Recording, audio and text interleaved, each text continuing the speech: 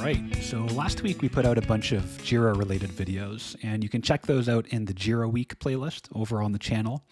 One of those videos was a quick 1-minute introduction to a tool called Actionable Agile. And we had a request to do a bit of a deeper dive into that, and so that's what we're going to do. Now, the reason I'm such a big fan of this tool is that I'm also a huge fan of what we call flow metrics. I think these are much more effective than traditional story points or velocity style metrics. And by the way, you're going to want to subscribe to the channel because next week we're going to have a video out that will show you how to use your own real data to prove beyond a reasonable doubt that story points are basically kind of useless. Anyway, the problem with stock Jira is that while it already captures and holds all the data that you need to calculate these flow metrics, it really has no good way of displaying those metrics. That is, unless you're using a tool like the Actionable Agile plugin. There are a slew of different reports that you can use in the tool. I'm just going to focus on the 4 most impactful ones. So we're going to talk a little bit about cycle time. We're going to talk a little bit about the aging work in progress report. We're going to cover the cumulative flow diagram. And we're going to close off with talking a bit about forecasting and in particular, Monte Carlo forecasting. All right, so we're going to start off with the cycle time scatter plot, which, as you would imagine, gives you some information about the cycle times of your work items.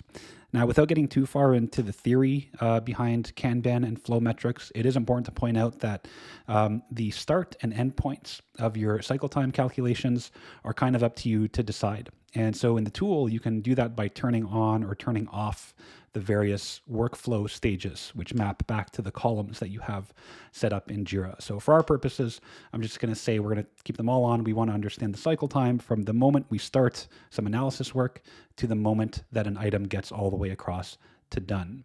So the idea here is on this chart, each dot represents a work item, and the x-axis here at the bottom tells you the date that that item completed, and the y-axis going up the top here tells you how many days it took to get that item to done from the moment that it went to that first in progress state, which for us is analysis active. Now, this can be a really busy chart, especially if you're looking at a lot of data, a lot of historical data. So if you want to zoom in on a particular time frame, you could actually use this selector here at the bottom and click and drag and say, you know what, I just want to look at my cycle time data for, last month, or maybe I just want to look at it for the past month or so. And you might also have some outliers here. Say, for example, this 30-day item, or maybe these cluster of items. Maybe this was just some bad Jira hygiene and we forgot to close some items or something like that. So using the same selector, you can actually drag down and say, you know what, forget about those ones. Those are outliers. We don't want to include them in the data. So we can kind of chop those off of the report. Now, the first thing you're going to want to look at on this chart is probably what we call the SLE, the service level expectation. And all that is looking at this 85% number that you see here. And you can go right across the chart and say, that it's pointing to, 15 days. And so what this chart is telling us is that 85% of the items that we completed in this period of time took 15 days or less to complete. Okay, 85% of the items took 15 days or less to complete. And we can use that information in a number of different ways, right? We can use this as a bit of a predictor, right? If we have an item that comes in that we need to start working on right away and we need to have an answer for how long we think it's going to take, well, if it's similar to the other items that we've done in the past, we can at least say with some level of confidence, in this case, 85% confidence, that it'll probably take 15 days or less, right? And that or less is really key. It could take 15 days, might also just take 2, but at least with some confidence, we can say 15 days or less. And the reason we look at the service level expectation, this 85% number, more so than we look at averages, is averages can be kind of dangerous, right? You've probably heard the common story, right? If Bill Gates walks into a room, on average, everybody's a billionaire, and that's not really helpful information to have. And that kind of bears out here as well. If I turn on the average line here, it's way down here. Our average cycle time is only 7.5 days. It's like less than half. So that's not really a helpful number when it comes to things like forecasting and that sort of thing.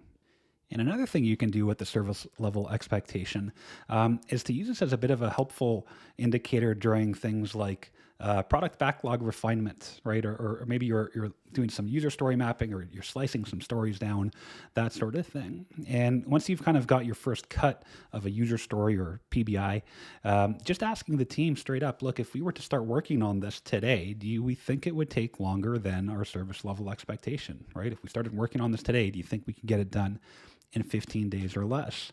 And if the answer to that is maybe not, that might be a good nudge for us to do a little bit more slicing, right? Let's look at that item a little bit more closely, see if there's a way we can slice it down into smaller pieces, because as it is now, it's a bit bigger than most of the things that we've done in the past. And sometimes the answer to that is no, we can't slice it down any further, and that's okay, all right? That's why the number is 85% and not 100%. There's always going to be outliers.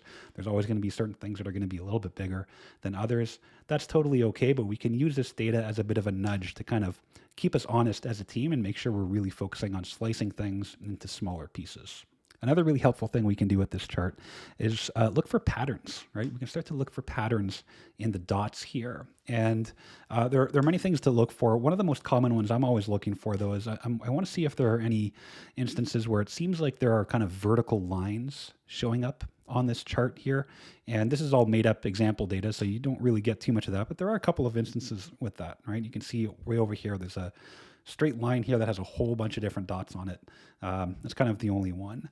And the reason I'm looking for that is I want to understand if the team has a habit of completing everything on the same day, right? So for example, if you're doing Scrum, this might be kind of common for you, right? You get to the end of the sprint, the last day of the sprint, and everybody scrambles and everybody closes everything all at the same time. And that could be a bit of an anti-pattern to look for, right? And that'll show up on this chart as a vertical line of dots, right? Many things being closed off on the same date.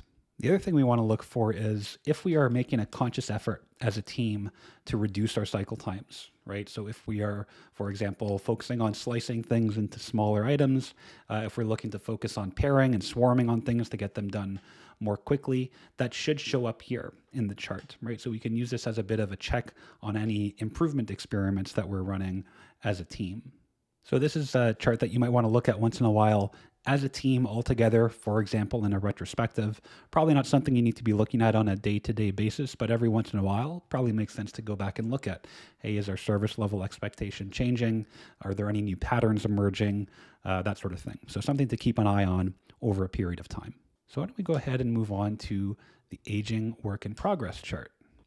Now, this is one that you probably do want to be looking at on a more regular basis, if not daily, certainly more than, weekly or something like that. This is a really good tool for something like a daily scrum to bring to a team, much more powerful than something like, say, a burn down chart, right? A burn down chart might tell you how things are going, but it doesn't tell you where to look for problems and that sort of thing. So the aging work in progress might look like a bit of an eye chart to someone that hasn't seen it before, but once you get used to looking at it, it really does make a lot of sense. And what this is doing is telling us for all of the items that we currently have in progress, right? Things in progress, things that we've started but not yet finished, which ones are taking longer than usual, right? Just looking for that. What takes a little bit longer, or what's taking a little bit longer than usual? And the way that it's visualized is as items kind of go up the chart here, they get into this kind of yellow-orange territory and then eventually up into the red territory. And all that's doing is telling you, like, usually by this point in time,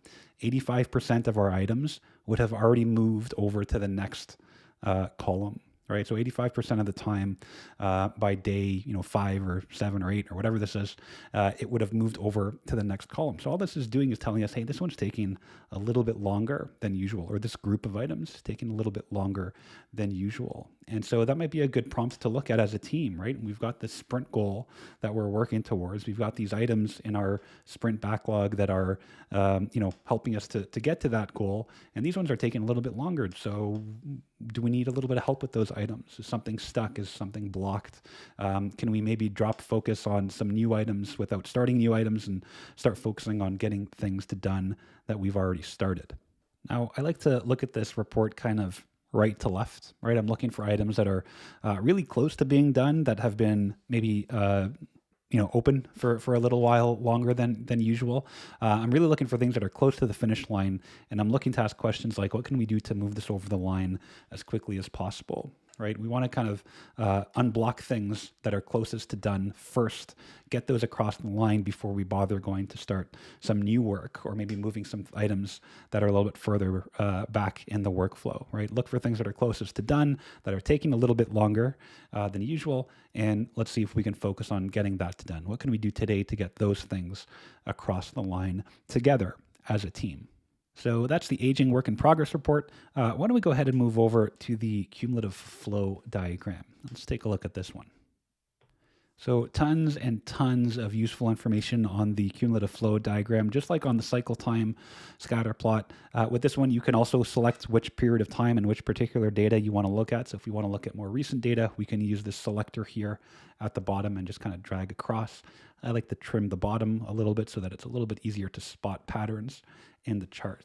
And so the first thing to look at is the chart itself. And even without looking at the numbers and the data, you want to start looking for bands here that are kind of growing over time, right? Things that are getting a little bit thicker. All this is doing is showing us the amount of items in each column on our workflow on a given date, right? So if one of these bands is starting to get a little bit bigger over time, and you can see maybe this green one is growing a bit as of late, all that does is tell you there are things going into that column, into that state, more frequently than things are coming out of them, right? In other words, you may have a bottleneck on your hands.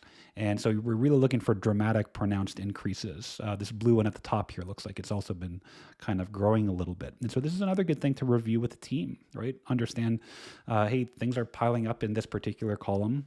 What's up with that? Do we need to change our workflow a little bit? Do we need help? Do we need to change our process up a little bit so that we can address that particular issue? Now, the chart itself is just one side of this, and just by eyeballing it, you can get a lot of helpful information. What I like to do, though, is go a little bit deeper, and I like to pull up this summary statistics table that you can bring up, which basically just gives you all of the hard numbers that are coming out of that chart. And there's a few things I'm looking for here. So the way to read this chart is the top row here, the gray row, is for the system as a whole. So it's just looking at your entire workflow end to end. What is some of the data around that? And the first two numbers are the arrival rate and the throughput, which are really just fancy words of saying how many items are we starting work on per day, right? So that's the arrival rate. And how many items are we completing per day? And that's the throughput. And so those are just looking at that, right? How many items are we starting per day? How many items are we finishing per day in that period of time that we are looking at on the chart? And there's really no good and bad numbers here in terms of like, what's a good arrival rate? What's a good throughput rate? But what's really important to think about is the relationship between those two numbers, right? If the arrival rate, so the rate at which we are starting work, is a lot higher than our throughput, the rate at which we are finishing work, right? If arrival rate is a lot higher than throughput, that means we are starting things more often than we are finishing them. And we may not notice it yet, but that's kind of a recipe for disaster, right? We are trying to do more work, or at least we are trying to start more work than we can actually get done. And so our work in progress is going to go way up. And we have this here on the chart, right? Daily work in progress. It's going to start to go up if we don't do anything about this. And basically what this means is you can expect a lot less throughput over time, but also a lot less predictability in this system, right? Because if you think about what this actually means, what's actually happening, you're starting more work than you're finishing, which means there's probably a lot of work piling up in these various states, which means people on the team are probably doing a lot of context switching, right? They're kind of doing a bit of work on one thing and then they're stopping and then they're going to work on another thing and then they're stopping and then they're switching to another thing. And there's a cost to that, right? There's a huge cost to context switching when it comes to knowledge work. And that's probably what we're doing here. So we want to watch out for that, right? We want to keep our arrival rate kind of similar to our throughput number here. And what's kind of cool is we can visualize this on the chart too. So there's this little rate lines option here. If you turn that on, it'll just kind of plot those two numbers.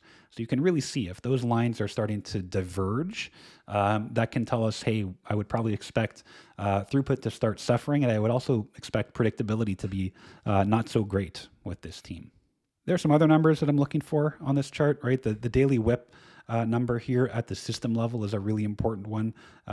So if this number is a lot higher than the number of people that you have on the team, that's probably a good bit of a red flag, right? We've got more work in progress than we have people to work on it. So what's going on with that, right? And there could be a number of different reasons, right? Things get blocked. We have dependencies, whatever the case may be. We want to start to address those to kind of make this number go down, basically, right? Overall, we want to see our overall amount of work in progress going down over time. Some other stuff I'm looking at here on the cycle time column, so the column on the right here. Now, these are average numbers, so again, there's a grain of salt here, right? Averages aren't great. Bill Gates walks into a room, everyone's a billionaire on average, but this can give us a bit of an indicator at the column level, at the state level, which items might be taking a little bit longer, or at least which steps might be taking a little bit longer. So you can look at the average cycle time for each state, right, in our workflow. And if any of these numbers is particularly higher than the others, that might be a good place to start focusing some improvement effort on. All right, so I think that'll do it for a cumulative flow diagram. So why don't we go ahead and move on to forecasting. Let's talk about Monte Carlo forecasting a little bit. So this is a way to help us understand when a certain amount of items are going to be completed with some level of confidence. And so without getting too far into the math again, basically what the tool is doing, it's using all of your historical data in Jira, and you can pick specifically which data to use, and I'll show you how to do that in a second, but it's using your historical data to run a bunch of Monte Carlo simulations, basically. And based on those simulations, it can give you a pretty decent answer of when it thinks a whole bunch of items will actually get across the finish line. I'll talk about selecting which data to use to build your forecasts in a second, but just in terms of how the forecasting is done itself, it looks at your historical data, it runs a whole bunch of simulations. So in this case, it tells it's running 10,000 different simulations, and based on how many items you tell it there are left to do, it'll spit out a date, and it kind of plots that out here on the calendar. So let's say we have maybe not 100 items to complete, but let's say we have like some random number. Let's call it 57 items. So we've got 57 items left in our release, in our project, whatever you want to call it. And we're starting working on those items today. So based on our historical data, we can say that with 85% confidence, those 57 items that we have left to do will likely be completed by December 21st. Right, and so that's based on all of our historical data. So our cycle times are throughput over the last, in this case, number of different months. Based on that information, we can say that 57 items will be done likely by December 21st, right, with an 85% confidence level. So right off the bat, we're talking about ranges, right? We're talking about confidence level. Is 85% a good enough level of confidence? If we're okay with a coin flip, we can say there's a 50-50 chance that we'll be done by December 15th. If we need a little bit more confidence here, we'll be done by December 25th. Now that's kind of a weird one, right? December 25th. I mean, most people are probably not going to be working on December 25th. So it's really important to take into account the context of all of this, right? Because this is all just numbers, and people aren't just numbers, right? We have lives, and we want to take that into account when we're building these forecasts, which brings me back to what data do you use to actually build these kinds of forecasts? And so the way you select the data is this kind of row here in the middle. Just like in the other charts, you can drag and drop and say, build the forecast based on this particular historical data. And the data that you use to build the forecast might actually change the date, right? As I move this around, you can see the date moving back and forth because we're using different data to run the simulations. And the reason this is important is not all dates are equal. Not all data is equal. And so I'll give you a quick example of what I mean by this. I was doing some forecasting for a company a little while that was an e-commerce website. Let's just call it that, e-commerce company. And they were trying to forecast how many things they could get done in the first quarter of the year, right, beginning from January. And so they went into Actionable Agile. They pulled the data for the previous 3 months, so leading up until the end of December. And they ran their forecast. And someone kind of very smartly spoke up and said, I'm not sure if that's the best data to be using, because if anyone has worked in e-commerce before, you probably know that the last 3 months of the year are just absolute crazy time. right? We are trying to make sure that everything's going to work when, Joey gets his gift card on Christmas morning and goes to the website to make a purchase.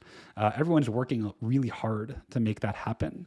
And so probably a lot of extra hours, that sort of thing. And so if you use that data to build your forecast for the first quarter of the year, you're probably going to be a little bit far off, right? People are not able to work at that level for a sustainable period of time. So for them, it actually made sense to go back a year. So this was a stable team. They'd been together for a couple of different years. So they actually pulled the data back from January of the previous year, and they used that information to build their forecast going forward. That made a little bit more sense for them. Okay, so this is just one example, but just to kind of highlight, when you're doing forecasting, when you're doing Monte Carlo forecasting, the context of the data is just as, if not more important than the data itself, right? We don't want to just blindly say, hey, look at all the data and spit out a date. We want to understand when that data is from, what the team looked like at that time, that sort of thing. Okay, so we want to keep that all in mind.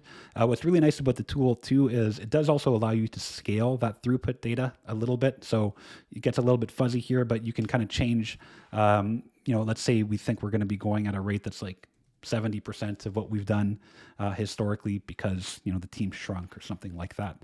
We can plug that number in there and it'll scale the simulations down a little bit and spit out a date that might be a little bit more realistic for you. So that's it, a bit of a deeper dive into flow metrics and Actionable Agile. If you want to dive deeper into how and why this stuff works, there will be a link in the description to sign up for an upcoming Pro Kanban Applying Professional Kanban class. And in that class, we'll cover Kanban in a bit more detail. We'll go pretty deep into things that we didn't cover here, like workflow definition, work in progress limits, and really using flow metrics to understand the effectiveness of how you are applying Kanban as a strategy to improve the flow of your work. And like I said, if you haven't already, you're going to want to subscribe to the channel because next week I'm going to show you how to use Actionable Agile along with a little bit of Excel to prove that story points really just kind of don't work. We'll see you then.